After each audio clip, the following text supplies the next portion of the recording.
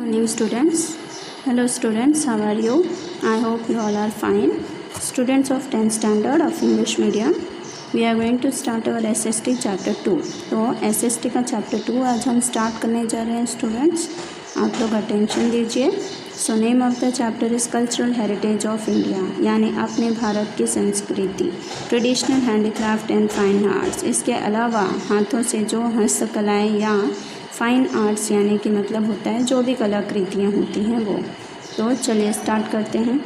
India is a country of rich cultural heritage. It includes materialistic and genetical heritage. अपना भारत जो है वो सभी तरह से कल्चरल हेरिटेज में रिच माना जाता है.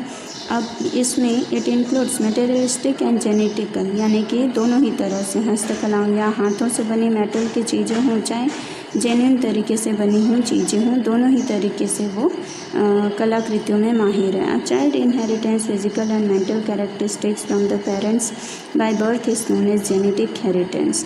अब एक बच्चा जो पैदा होते ही शारीरिक तौर से या दिमागी तौर से जितनी भी खूबियाँ या जितनी भी खामियाँ जो भी उसके अंदर पेरेंट्स या उनके पूर्वजों द्वारा आता है उसे हम कहते हैं जेनेटिक इनहेरिटेंस.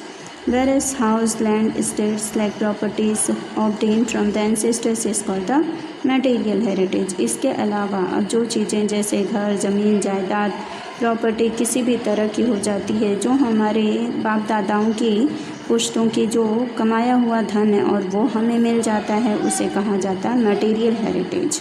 तो अब आप लोग को जेनेटिक इनहेरिटेंस क्या है और मटेरियल हेरिटेज क्या है दोनों के बीच का डिफरेंस पता चल गया होगा. Similarly, whatever man obtains or creates with his intellect and skill is generally called cultural heritage. और सेम उसी तरह जो हम अपनी निजी ज़िंदगी में बनाते हैं करते हैं धन दौलत रुपया पैसा नाम वो सब हमारा कल्चरल हेरिटेज होता है. In the same manner, traditions, customs, rituals and special types of lifestyle adopted by our ancestors is known as the cultural heritage.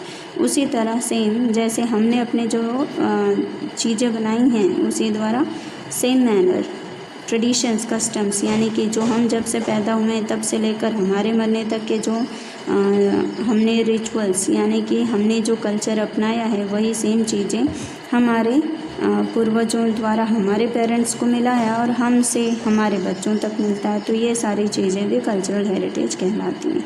In addition, other matters like education, farming, trade, rules and regulations for daily life, festivals, entertainment, art and handicrafts, beliefs and skills are also included in cultural heritage. इसके अलावा इसके अतिरिक्त मान सकते हैं कि सिर्फ धन दौलत ये सब कुछ नहीं है. जैसे हमारी एजुकेशन यानी शिक्षा, हमारे खेतों में होने वाला अनाज, हमारा व्यापार, हमारे कायदे कानून जो कि हम अपनी निजी लाइफ में डेली रूटीन में फॉलो करते हैं, जो भी हम तीज त्यौहार या खुशियाँ लोगों के साथ मिल बांट कर उत्सव मनाते हैं, आर्ट एंड हैंडीक्राफ्ट जो भी हमने काम काज किया अपने हाथों द्वारा या बिलीव्स एंड स्किल, इसके अलावा हमारे अंदर जो भी कलाएँ हैं वो सब भी हमारे कल्चरल हेरिटेज का हिस्सा मानी जाती हैं.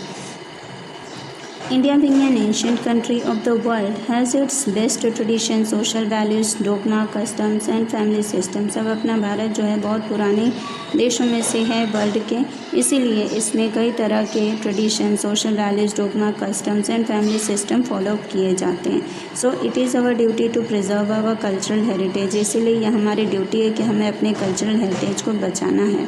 There are references of 64 arts in our ancient literature. हमारे एंशेंट यानी कि पुराना जो हमारा साहित्य उसमें 64 आर्ट्स के बारे में वर्णन किया गया. दे आर हैंडीक्राफ्ट, वर्कमैनशिप, कसब, art, drawing, music, dramatic and dance etcetera. अब उसमें सारी चीज़ें जैसे हमारी हस्तकलाएँ, वर्कमैन यानी हमने मेहनत से या हाथ पैरों की योग से जो काम किया, कसब, आर्ट, ड्राइंग यानी कि उसमें सारी चीज़ें आ जाती हैं. चाहे आप कलाकृति से संबंधित ड्राइंग हो या म्यूज़िक हो या डांस हो या सिंगिंग हो, जो भी हो सब चीज़ें आ जाती हैं. Our ancient currencies were also valuable. हमारी जो पुरानी करेंसीज हुआ करती थी, करेंसीज यानी रुपया, वो भी बहुत कीमती माना जाता था. Prosperity of India was main attraction for the visitors to attract India. अब यही सब धन दौलत या जो भारत सभी तरह से परिपूर्ण था, यही चीज़ें जो भारत में लोग आते थे घूमने यात्री विदेशों से, उन लोगों ने भारत के ऊपर अटैक इसी मकसद से किया था. Today, the education of yoga has been considered as a part of cultural heritage which has been accepted by the whole world. आज के दौर में देखा जाए तो हमारे एजुकेशन के साथ योगा भी उसी का एक पार्ट माना जाता है और उसे कल्चरल हेरिटेज में भी जोड़ दिया गया है, जो कि सिर्फ अपने भारत में नहीं बल्कि पूरी दुनिया में माना गया है. Consequently, 21 June is celebrated as the world yoga day in the whole world. और इसीलिए 21 जून को वर्ल्ड योगा डे के नाम से पूरे विश्व में या पूरी दुनिया में मनाया जाता है. In this chapter we will learn about varied art and craft of India. अब इस चैप्टर में हम अपने भारत की विभिन्न कलाकृतियों के बारे में जानेंगे. तो उसके बाद नेक्स्ट है, देखिए, art of India. Art of Indian artisans, यानी अपने भारत के आर्टिस्ट लोग जो हुआ करते थे उन लोगों के द्वारा कितने आर्ट, कौन से आर्ट हैं जो प्रसिद्ध हुए. The beauty of Indian cultural. The beauty of Indian culture is lying in traditional art of its artisans. अपने भारत की जो सुंदरता है या अपने भारत की जो कलाकृति है वो और भी निखर जाती है सिर्फ हमारे आर्टिसंस की वजह से.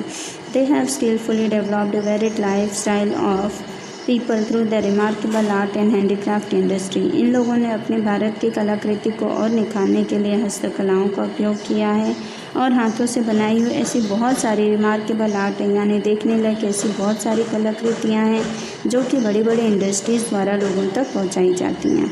Weaving and embroidery, wooden art, clay work, drawing, painting, leather industry, enamel work, sculpture, architecture, archaic work, diamond related artistic workmanship and knitting work have their unique identity in India. अपने भारत में आप देखेंगे तो कई अलग अलग तरह के काम किए जाते हैं, जैसे उनमें कपड़े बुनाई से लेकर बड़े बड़े काम जैसे कि डायमंड बनाने तक के भी काम या डायमंड को फिनिशिंग देने के या शेप देने के इतने बड़े बड़े काम भी, drawing, painting, leather industries, enamel work, अब सारी की सारी चीज़ें जो हैं हर तरह के काम अपने भारत में किए जाते हैं. इसी वजह से भारत जो है वो सब तरह से परिपूर्ण माना जाता है.